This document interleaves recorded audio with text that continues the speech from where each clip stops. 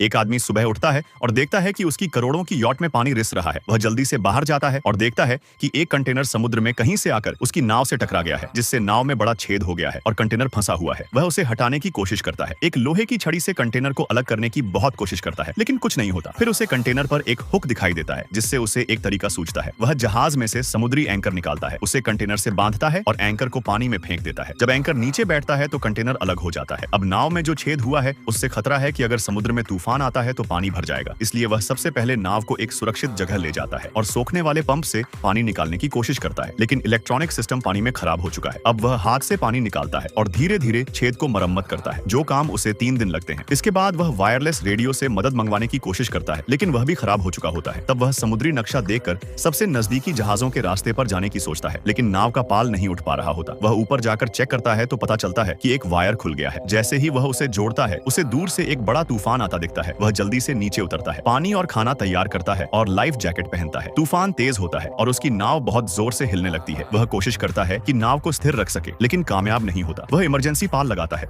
और नाव को तूफान से निकालने की कोशिश करता है, लेकिन एक बड़ी लहर आती है और उसे पानी में गिरा देती है। अच्छा हुआ कि उसने खुद को रस्सी से बांधा हुआ था, जिससे वह फिर से नाव पर चढ़ गया। इस सब में नाव की मुख्य मस्तूल पाल का खंभा टूट जाती है और अब नाव का संतुलन बिगड़ने लगता है। वह उस टूटे खंभे को अलग करता है ताकि नाव संतुलन में आ सके, लेकिन खंभा गिरते वक्त फिर से एक जगह नाव को नुकसान पहुंचा देता है। फिर जब वह मरम्मत करने जा रहा होता है, एक झटका लगता है और वह सिर टकराकर बेहोश हो जाता है। जब उसे होश आता है तो वह तुरंत लाइफ राफ्ट निकालता है, उसे नाव से बांधता है और खुद उस पर चढ़ जाता है। अगले दिन दोपहर को जब उसे होश आता है तो समुद्र शांत हो चुका होता है। वह वापस नाव पर जाता है और अपना सामान लाइफ राफ्ट पर ले जाता है। जब वह वापस कुछ जरूरी सामान लेने नाव में घुसता है तो नाव डूबने लगती है। वह बाहर निकल आता है और अब राफ्ट पर रहकर समुद्र में तैरता रहता है। 20 दिन से ज्यादा हो जाते हैं और वह एक प्लास्टिक की बाल्टी काटकर उसमें थोड़ा समुद्री पानी इकट्ठा करके कुछ काम चलाने की कोशिश करता है।